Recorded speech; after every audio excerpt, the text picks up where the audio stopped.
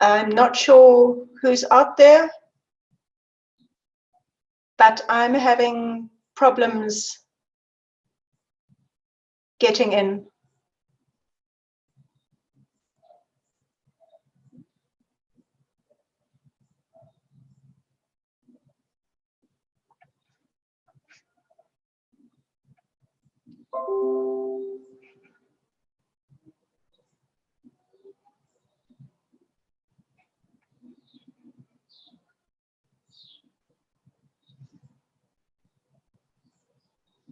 I'm not sure if you can hear me still. Werner, I'm not sure if you're there. Jill, can you hear me? Ah, now I can hear you, yes. Okay, at the bottom left, click your video audio on. On. I don't know if you can, but the video doesn't seem to be working. We can hear you there. The video works now. We can't see your face. I know. I don't know why. Oh, wait, you know what? Ah, there it is. There it is. Here we are. My cat knocked my camera, I think. There we are. All right. So are we on? Yes, we are. So shall we, can everybody hear and see, and can we begin?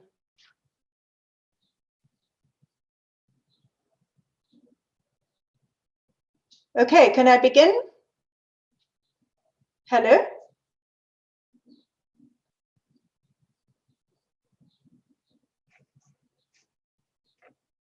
I am not getting any response from anyone.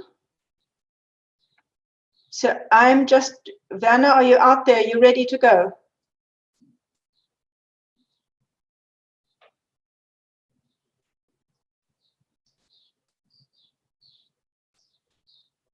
Werner? Jill, just hold on a moment. We're just getting Amy's sound on, and then we're going to start. Okay, just let me know when we're ready. We are well. Thank you for everybody's patience. We're experiencing a little technical problem, but we've seems to have worked it out. No, cool.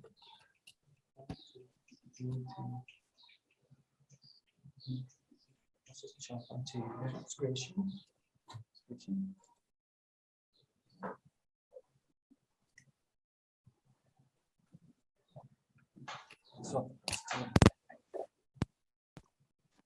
Good afternoon, Jill. Yes, we need to say sorry to everyone for the delay. I think there was a bit of a technical problem today. We've got Jill on board. Jill is ready to start her presentation. And I've mentioned to you before about this exploring of puppetry and how important it is to get the engagement during learning. Then I would just like to remind you again that Jill also made some lesson plans and sources available that we will, of course, can you hear me, Jill? You're sounding very broken. Okay, I'm very sorry about that. They're still trying to sort quickly the digital. Okay, that sounded better. That's yes, much better. So we're getting there. So I was just telling the audience, Jill, that you've made provision to provide us with some resources, lesson plans. Now, those things I would just like to make everyone aware. We will load it up as under the resource tab on the platform that we use for the conference. Thank you very much that you are part of this conference this afternoon. Thank you that you will get us dreaming about how to get our young people engaged in learning. Is it over to me? Yes, thank you very much. Hi, everybody. Good evening. I hope you can see and hear me. This is supposed to be a practical session, but obviously I can't do a practical session with you. But instead, I'm going to share a PowerPoint presentation that you can actually access and have. And I'm going to ask Werner to start off, and the screen will be opened onto the PowerPoint presentation, and I'm going to take you through it step by step in the time that we have. If that's in order with everyone, Werner, can we get going? So, Jill, if you will just hang in there a second, they're just trying to get that slides open, that we don't have you talking and there's no slide for the audience to watch. So we'll give you the indicator now, if that's uploaded on the site. That's fine. And while that loads up, I just want to give everyone a bit of a background. This is called theatre in a box. Some people call it toy theatre or paper theatre. And what this is, it's a group activity that you can either present to your learners as part of something you want to explain visually, but much more fun is if your learners do this themselves. Can you still hear? Yes, sure. Good. So even though this has been promoted as a foundation phase exercise, it's not really for foundation phase only. You can take it through all the phases up to high school. The reason it's been billed as foundation phase is that I did this workshop just before lockdown last year at the Zeit Smoker for 30 foundation phase teachers. And you will see from the slides their engagement and the fun that they had with the process. I also did this with PGCE students in the foundation phase, again, when UCT was still running the PGCE course for foundation phase. And my students last year simply took this PowerPoint as you are going to have it and did it completely on their own. So I know it's sorry, there are my dogs. I know that it's tried and tested, and I know that if they could do it on their own, so could you. So if we can get onto it, then are we there, or shall I carry on? You can carry on. Okay. So this, as I said, is a group project. It's something that certainly in a classroom situation you can take over a period of time, you will see. And it is puppetry, yes, but it's also about visual art. It's also about drama. It's also about music. It's also can be used in language, sciences, any kind of teaching you want to use as a very hands-on and very fun method of working. The only one potential problem is that you need a craft knife, so you may need to build the theatres yourselves or obviously guide learners through the process. And if you want this to be a permanent fixture in your classroom, it would be wonderful to make it out of plywood so it's there all the time. And Werner, can we get started on the introduction if you have the slides available? Jill? Yeah. We're still having a bit of a technical challenge. Here, I've got it now. Hold on. You want to look at that first slide, am I correct? I want the first slide, which is the introduction. Right. All right. Has everybody got that on their screen too? It says theatre in a box. There we go. Can I assume that everybody can see it, and can everybody hear me? Yes, you're clear now. PowerPoint's running and everybody can see you. Yay, excellent. Okay, so this is just a bit of a blurb about this resource pack that you're seeing in front of you. It was commissioned by the Zeit Smoker after the workshop that I ran at the Zeit Smoker. And you are getting my, if you like, my raw slides. The Zeit Smoker have made them much more fancy, but it hasn't been distributed yet. And the one thing that's missing from my slides are the stories that I used, but the Zeit Smoker is going to distribute this amongst their people as soon as it's done. So I'm not quite sure when that's going to be. But in any case, what you're seeing in the picture is one of the theatre inner boxes with the theatre itself and the little, well, actually very beautifully made little house and the puppets in front that were made by those teachers. We can have the next slide.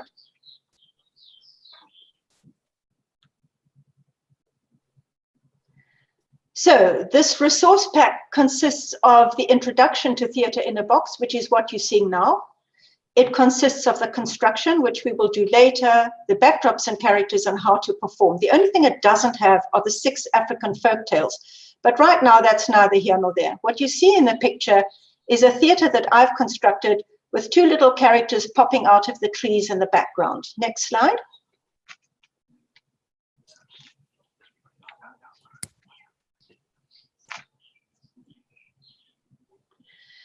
So theatre in a box was originally came from Victorian England. Next slide. And while those slides are happening, This is the introduction to the workshops and to whom it is directed. So I've said that it's directed towards foundation and intermediate phase classroom, parents, anybody who wants to do it. And what you're seeing are visuals from teachers happily engaged in the process at that particular workshop at the Zeitz MoCA, as you can see, March 2020. Next slide, please. And if adults can have a lot of fun, so can you. So there it is, paper theatre, toy theatre. And as I said, it can be used to combine creative arts, language teaching, multilingual, multimodal methodology of working, and it can explain a range of concepts. What you're seeing in front of you is a theatre that a group of teachers, about 6 teachers, created. So you can see the cardboard box, the beautiful decorated top, the props and sets and backdrops inside the theatre, and their wonderful little animals that they created in the front. Next slide, please. So in Victorian England, when people went to see a theatre and a theatre piece, they could actually buy the little theatre in miniature with all the characters ready-made that they could then take home and perform, rather like an old-fashioned television set. And on your slide at the left, you can see children entertaining each other with such a Victorian theatre. And they really were exquisite artworks, as you can see from the pictures. Next slide. But how can we use it in the classroom now? So you can use it as a solo show where you, the teacher, construct it all and perform whatever concepts you want to perform. Alternatively, it's really fun as a group activity. So it's quite nice to have about 6 people per theatre because some people need to create the theatre, others the backdrops, others the characters. And I also warned you about using the craft knife. The little pictures at the bottom are animals and slides and characters that were created in both 2 and 3 dimensions by teachers. We can have the next slide.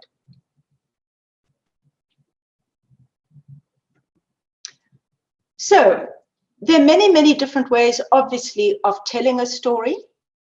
And when you tell a story using theatre in the box, you're going to have to pare it down from being very verbal to being very, very visual. And a lot of the creation of the telling of the story will happen as you actually construct the story as we go. And the blurb in this text is just telling you that you can take an existing story but change characters into animals, into people, genders, or whatever. And of course, as soon as you give stories over to children, they create the most extraordinarily wacky and inventive stories, often way more inventive than we as adults can do. Next slide, please. Okay, so now we're going on to the next set of workshops, which is going to be about how to construct the theatre itself. So we're just going to wait for that to come on. If you have any questions, I'm not quite sure how to view them, but if you want to speak up and ask me while we wait for the next slides, you can perhaps do that. And as I said, that these will be given to you and you can just have them for yourself. And you can probably access them somehow through this platform. Werner, are you ready for the next one? I'm not sure, Werner, if you can hear me. I feel as if I've lost everybody. And I'm presuming you're all still out there. It feels very strange talking to myself on the screen. I find it very difficult to work like this, but yay, thank you. Okay, great, you can hear me. And I saw a quick question, do you tell the story first and then do you let the children do it? I think that's entirely up to you. Sometimes you can tell the story first and let them go with the screen, sometimes with the performance, sometimes they like to tell the stories their own way. And here we are coming, I hope, to there we are, constructing the theatre in the box. So this is your next set of slides that you're going to receive. And are the puppets in slots? You will see that as we go. So let's just go through these. And I think most of these questions will be answered as we go. All right. Yeah, thanks, Chloe. I see you there. Super. So you can see on the one is the raw cardboard box, and the other is that exact same cardboard box, but painted and decorated. Can we have the next slide? There we are. So what you need is a good, strong, corrugated cardboard box, craft knife, scissors, tape, colored paper, fabric, etc., whatever you want. And once you've constructed it, it's going to look roughly like what you're seeing in the picture. But let's take it step by step. Next slide, please. So you can find boxes from anywhere. You can use big ones. You can use small ones. A big cardboard box is fabulous if you're working on a group project. A small box is all you need if you're going solo. And the first thing you need to do is clean up the box of all the rubbish. So you're stripping it nice so that you've got a really nice surface to work with. Next slide, please.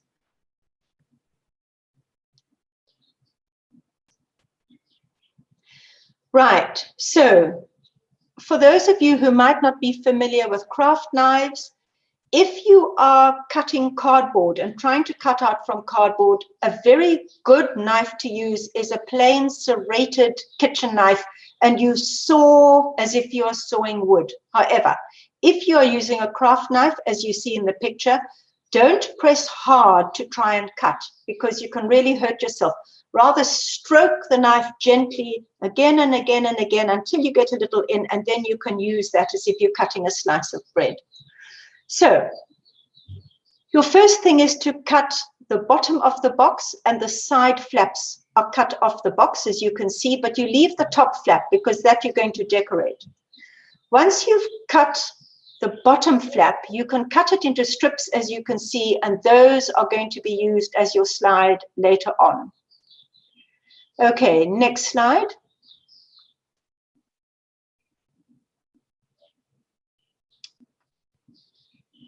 So if you've got a nice cutting mat, it's useful to use a cutting mat and a steel ruler when working with a craft knife so that you don't cut yourself or cut into the plastic. And you can start to see that that is how you can design your top. So the box is upside down, and you can cut interesting patterns off the top, turn it the other way, and the zigzags that you've cut out in this particular example, you can put onto kebab sticks and make a really nice, fun top to your theater. And you can see the kebab sticks can go into the corrugations, just as you see from the picture. Next slide. Now, the flap, which is your top, is going to potentially flop down. So you can fix it, as you see in the picture, by making a little piece of string through the top and putting it around a little stick and tying it to the bottom, and that will prevent it from slipping down in your story. Next slide. So while you've got your box facing backwards, as you can see, you're going to need to make a place for backdrops. So you can see there that you can use roughly a ruler length and width to cut out a slot at the back. And you will see in a little bit later how the backdrops fit in. But that can be a useful slide for your characters later on. Next slide. Now, if you look carefully, you will see that the sides of the theater have been cut and opened out to make your wings. So if you look quite carefully, this is the slide of the theater on your left slide. So you need to cut, and then something that's called score from the inside. So the score means you don't cut through, but you stroke your knife down your line, and it just breaks the corrugation so that you can open it out as you see in the picture. If, however, you have cut that out by mistake, you can always tape it on. The good thing with this is that you can never really make a mistake. And sometimes if you make a mistake, you invent another whole way to do it. But the very important thing is if your characters are sliding in the bottom, you need to make sure that you cut your bottom slide perfectly so that your character doesn't have to hop over the little ridge. Okay, next slide. So once you've opened your two side panels out, those are going to mask your characters coming in and out, as you can see. So those are two little characters, a little bird and a little elephant, a little chicken, that slide in and out of your box. So in the conventional way of toy theatre or theatre in a box, your characters slide in and out from the bottom. However, you can be really inventive and you can cut a space out of the top so that characters can come through the top as well. So what you see is a little fish coming along to talk to a little bokkie that's at the bottom of the box. So there's no end to the possibilities around this. However, if you are cutting a slot of the box, you have to make sure that your whole box doesn't collapse altogether. So these are things you need to imagine as your story unfolds. Next slide.